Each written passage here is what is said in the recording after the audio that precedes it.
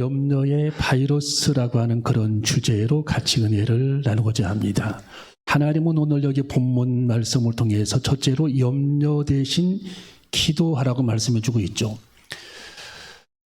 자, 오늘 여기 성경에 아무것도 염려하지 말고 오직 모든 일에 기도와 간구로 하라. 그러니까 염려가 찾아오면 기도하라는 거죠.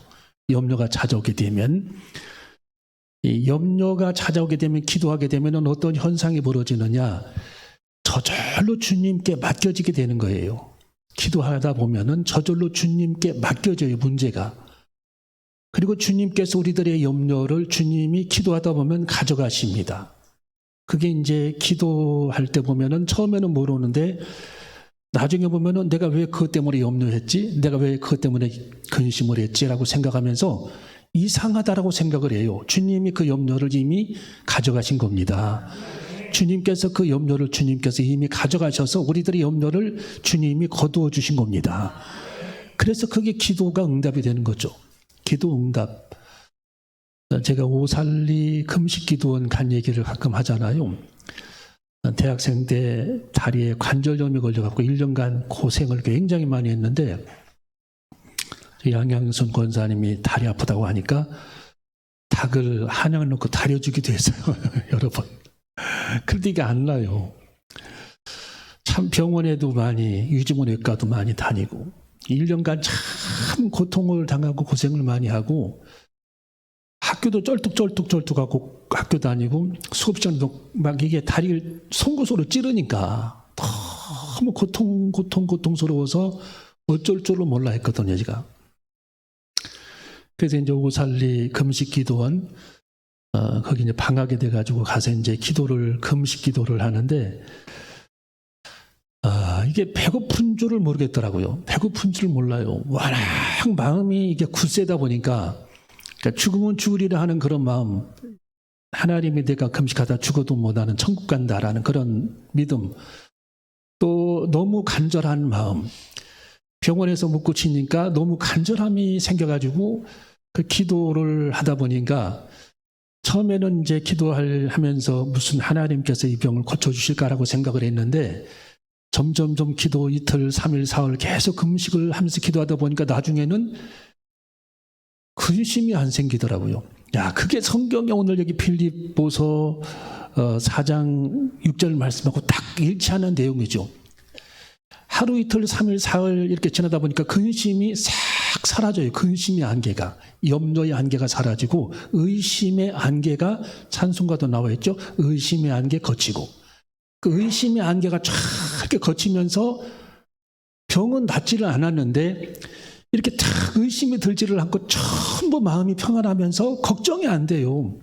일주일 마치고 내려왔는데 하룻밤을 딱 자고 아침에 기지개를 폈는데 다리가 나섰어요. 하나님의 기적이죠. 기적적인 역사죠.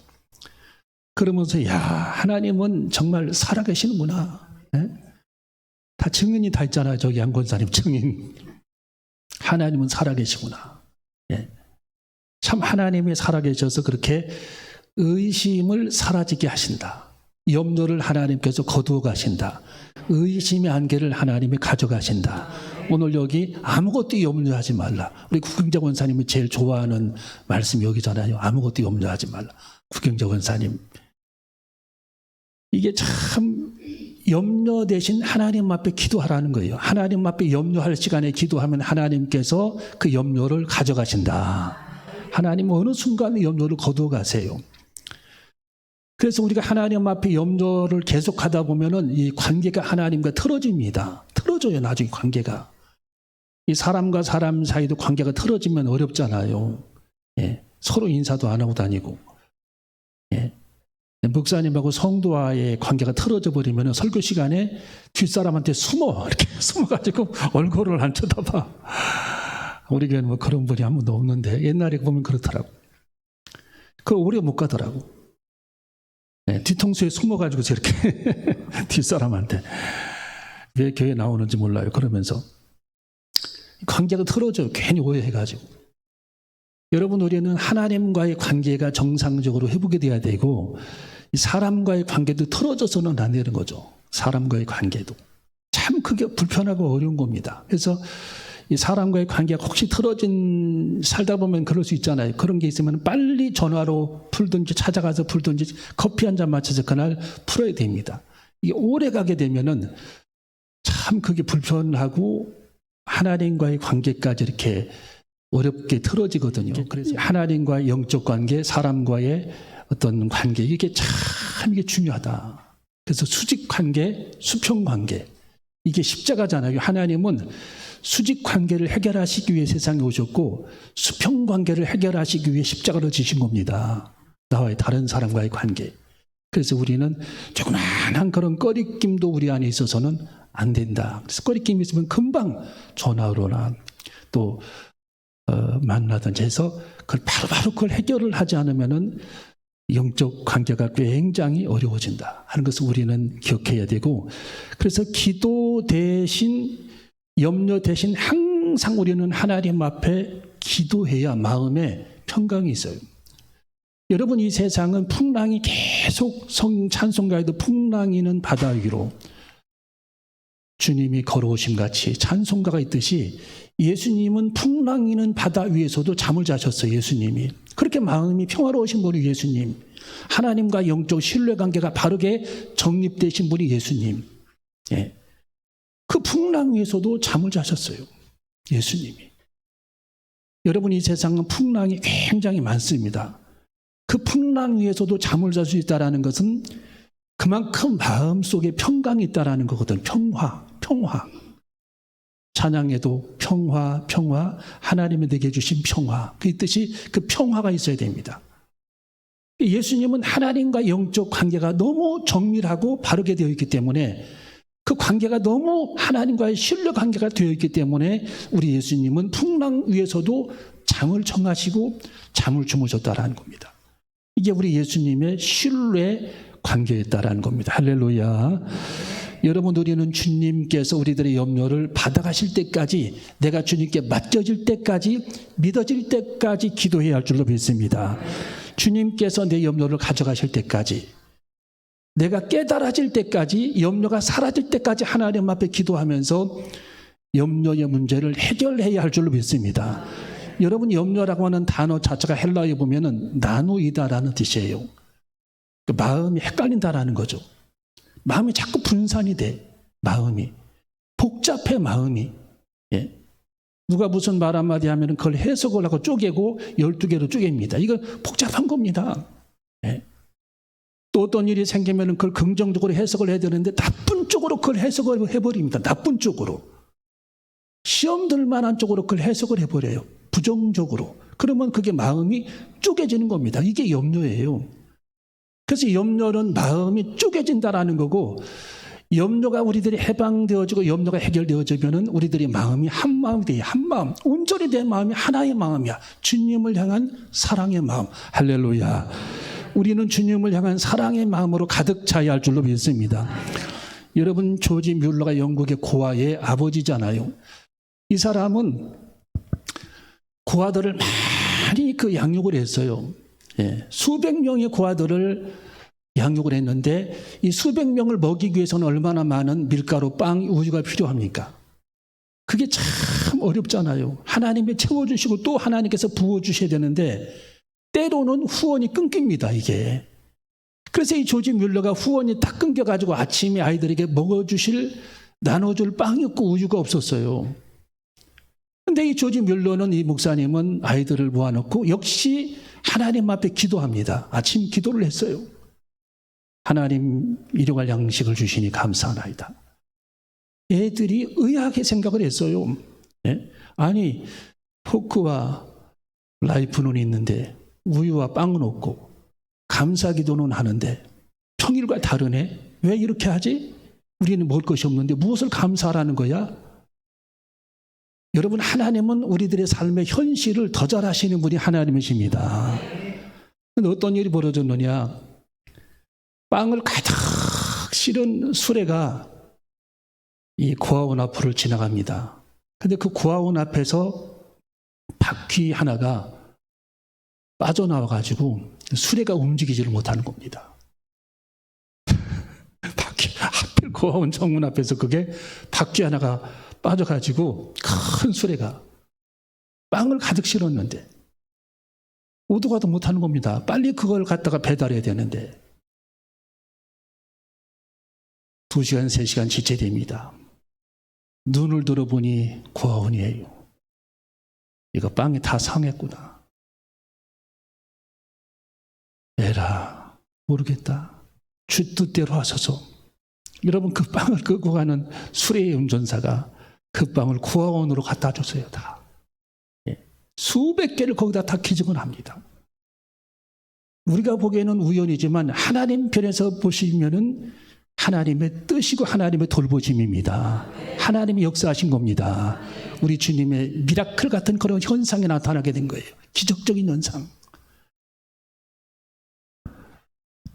여러분, 우리는 주님께서 우리들의 염려를 지금도 가져가시기를 원하십니다. 우리의 마음이 나누어지지 않기를 원하십니다. 오로지 하나님께로 향하는 마음, 주 뜻대로 살고자 하는 마음, 절대 긍정적인 마음, 하나님께로 향한 마음. 여러분, 다윗이 하나님 앞에 기도했죠. 주님 얼굴을 나는 바라보기를 원합니다. 주님 얼굴, 늘 하나님의 얼굴을 뵙기를 원합니다. 여러분, 우리는 우리의 두 눈을 주님과 마주쳐야 할 줄로 믿습니다. 여러분, 베드로가 물 위로 걸어갔을 때에는 주님의 기적이 나타났잖아요. 근데 베드로의 눈이 바다로 향하고 그의 귀가 바람 소리에 향할 때에 그의 마음은 분산됐습니다. 그리고 하나님의 능력은 나타나지 않았고 그는 물속에 빠져버립니다. 그런데 베드로는 예수 그리스도를 두 눈으로 바라보고 믿음으로 걸어갔을 때는 실제로 바다 위로 그는 걸어갔습니다. 하나님의 기적이 나타난 거예요. 여러분, 우리는 주님 바라보는 순간에는 주님의 능력과 기적이 나타나게 될 줄로 믿습니다. 우리는 주님을 날마다 바라봐야 할 줄로 믿습니다. 날마다 주님 바라봐야 합니다. 절망적인 순간에도 주님을 바라봐야 합니다. 기쁨이 있는 시간에도 주님을 바라봐야 합니다. 내 삶이 힘들고 지쳐도 주님 바라봐야 할 줄로 믿습니다. 기도하기 어려운 그런 환경이 있다 할지라도 기도로 우리는 주님을 바라봐야 할 줄로 믿습니다. 여러분, 주님은 우리의 형편과 처지를 너무도 잘 알고 계시는 분이 우리 주님이십니다.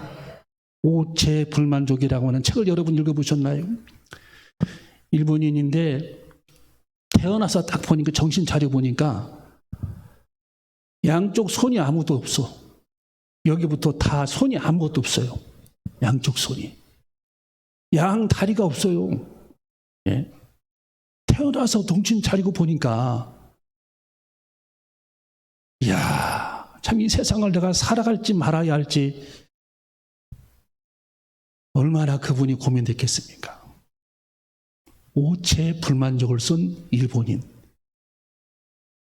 여러분, 제가 그 책을 읽고 메모를 해두었거든요. 여러분, 그 책에 보면은 이 오체 불만족이라고 하는 책이 500만 부가 팔렸는데 태어나서 양쪽 손이 없고 양쪽 발이 지금 탁뚝 잘린 것처럼 그렇게 나서 태어났는데 얼마나 여러분 그의 현실이 힘들고 어렵겠습니까? 그 책에 보면은 그 젊은이가 자기가 태어나서 이제 이성을 되찾고 나이가 몇 살 먹으면서 딱 잡고서 다른 아이들하고 비교를 해보니까 양 발이 없고 양 다리가 없는 겁니다. 엄청나게 거기서 그가 충격을 받아요. 나는 이 세상을 과연 어떻게 살아갈 것인가? 1시간, 2시간을 내가 어떻게 살아갈 수 있을 것인가? 그런데 이내 그는 마음을 고쳐먹습니다. 아, 이것도 하나님의 뜻이 있겠지라고 생각을 합니다. 그리고 그는 부정적인 어두움을 그가 몰아내는 작업을 시작을 했어요. 마음 속에 그 어두움,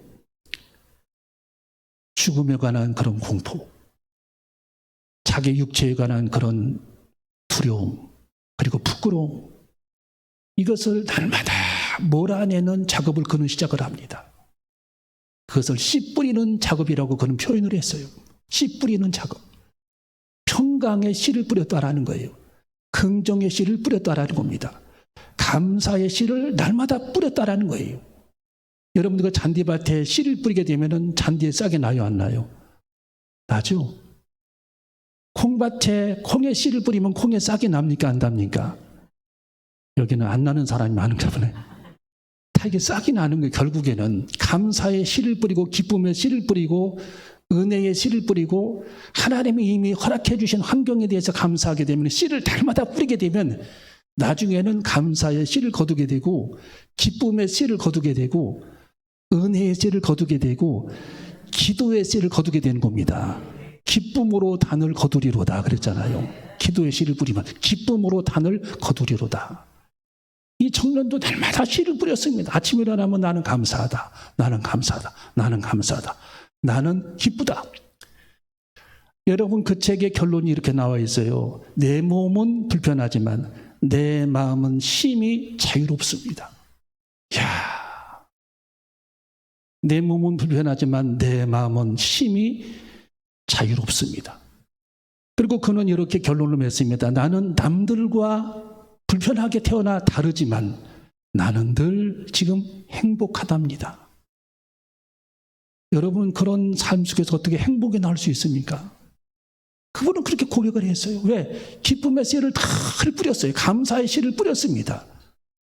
수년간 부정적인 생각에 자기를 괴롭혔지만 그 부정적인 어두움을 물리치고 나니까 광명의 빛이 자기 안에 들어와 행복하고 감사하고 자기에게 주어진 그런 불편한 몸, 그 환경에 대해서 감사하고 기뻐하면서 내 몸은 불편하지만 내 마음은 자유롭습니다.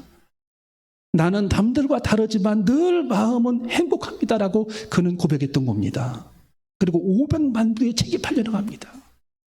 책을 팔기 위해 그렇게 쓴 게 아니라는 거예요. 그의 삶이 그렇게 바뀌었다라는 거예요. 여러분 우리는 하나님께서 내게 주신 환경에 대해서 평강의 씨앗을 뿌려야 할 줄로 믿습니다. 오늘 여기 성경 7절에 그렇게 말씀이 기록되어 있잖아요. 7절을 읽어봅니다. 7절 시작. 그리하면 모든 지각에 뛰어난 하나님의 평강이 그리스도 예수 안에서 너희 마음과 생각을 지키시리라. 아멘. 여러분 우리는 평강의 씨앗을 뿌려야 합니다. 날마다 감사의 씨를 뿌려야 합니다.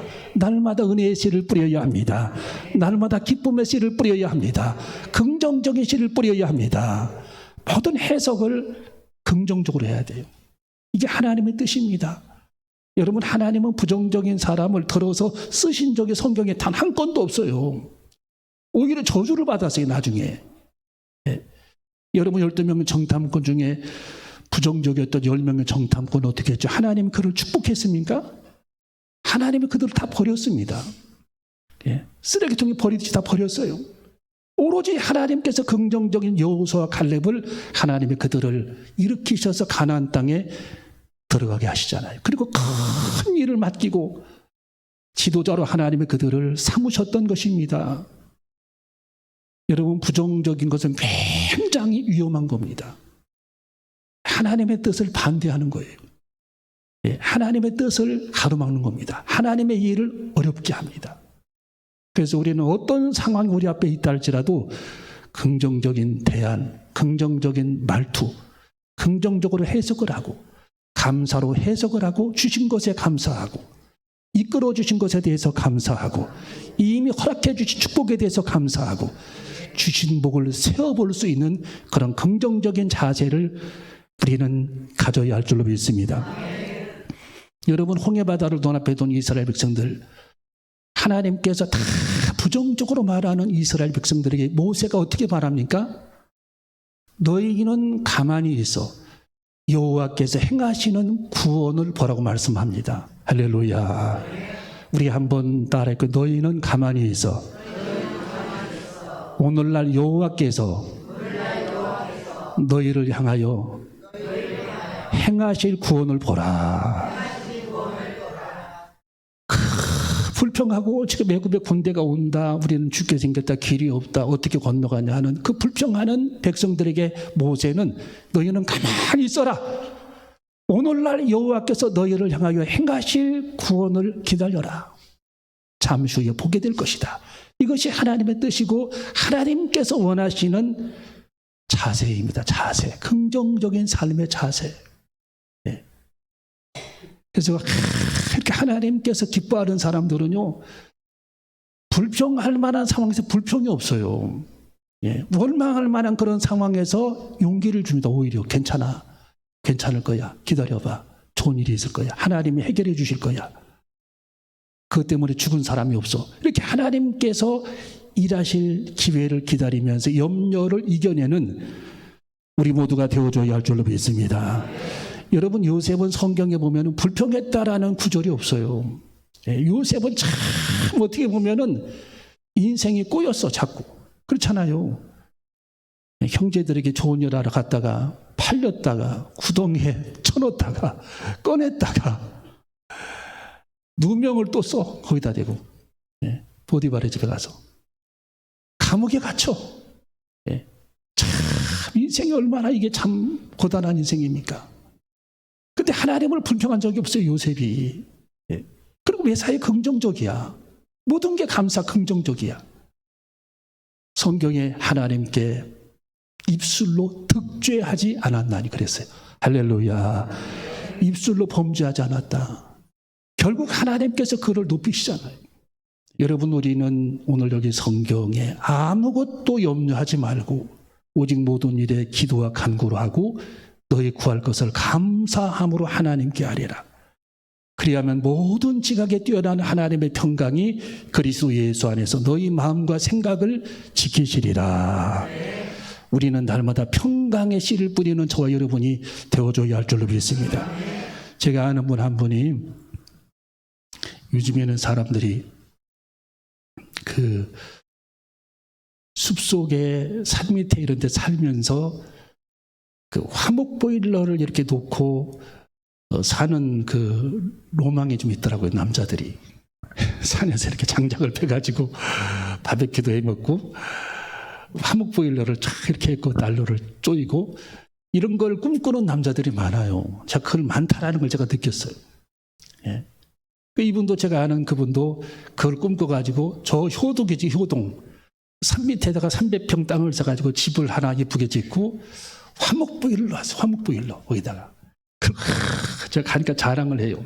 마당에다 잔디를 깔아놓고 화목 보일러를 집 안에다 놓고 바베큐를 마당에서 잔디바디에서 해먹고 이걸 그렇게 자기는 꿈꿨대.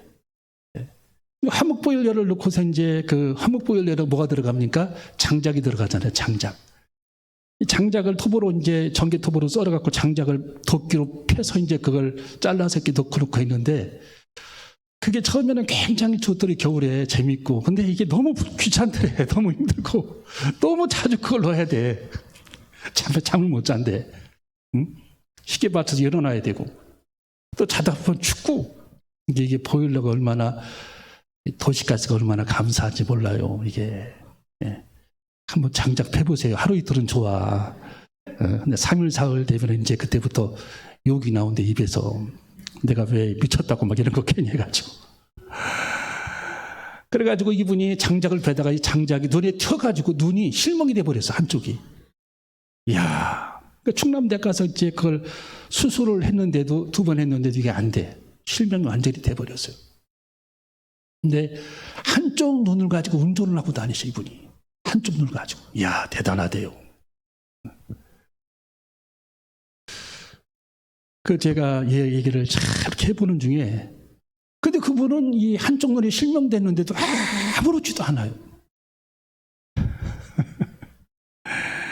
아무렇지도 않아요, 마음이. 괜찮냐면 괜찮대, 마음이. 왜 괜찮냐니까 나는 이제 살 만큼 살았고 천국 가면은 또 하나 돈이 회복되기 때문에 괜찮대. 그날만 기다린대, 지금. 천국 가면 눈 하나 회복되니까. 한쪽 눈이. 하나님이 완벽하게 천국 가면 완벽한 몸이 되잖아요, 사람이. 다리가 있든 없든. 참 그것만 기다린대. 그렇게 기뻐하고 긍정적이에요. 야, 제가 그거 보면서 남자가 좀 큰 사람이구나, 이 사람이. 대범하고. 그렇게 마음이 흔들리지도 않고. 여러분, 우리는 평강의 씨앗을 뿌려야 할 줄로 믿습니다. 평강의 씨앗, 날마다 하나님께서 함께 하셔. 예수님이 제자들이 염려하니까 염려하지 마. 공중의 새를 봐. 여러분, 여기 보면은 새들이 얼마나 많습니까? 요 앞에도 새가 굉장히 많거든요. 근데 이 보따리를 갖고 다니는 새는 하나도 없어. 다 그냥 날라만 다녀. 우리 사람들만 보따리 갖고 다니지 보따리가 없어. 우린 보따리가 많잖아요. 주일날 예배 끝나고 갈 때도 보따리가 많잖아. 이것저것.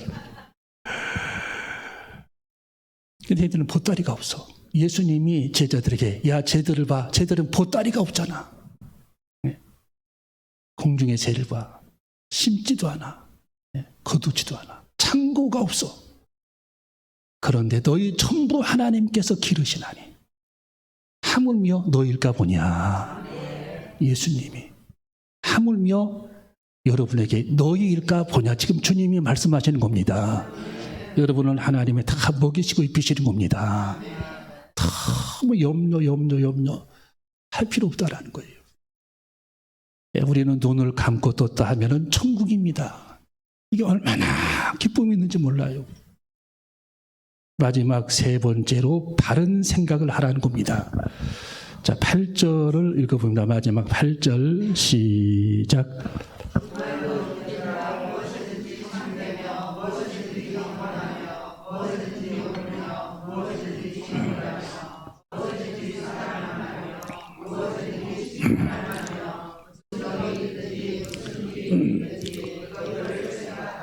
아멘. 탈무드라고 하는 책에 보면은 한 유명한 선생이 자기 손자에게 이렇게 말합니다. 손자야, 앉아봐라. 인간의 마음 안에는 두 마리의 늑대가 살고 있다. 예? 무슨 늑대요? 들어봐라. 인간의 마음 안에는 두 마리의 늑대가 살고 있는데 첫 번째 늑대는 시기와 질투와 교만의 늑대가 살고 있고, 두 번째 늑대는 역시 마음 안에 살고 있는데 기쁨과 사랑과 겸손의 늑대가 살고 있다.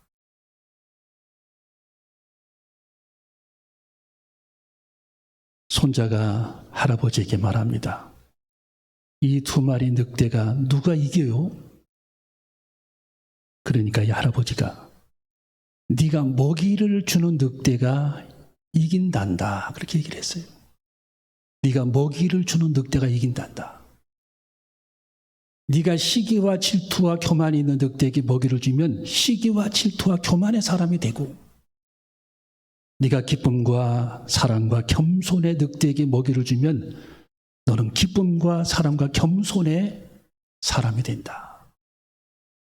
선택하기에 달려있다라는 거죠.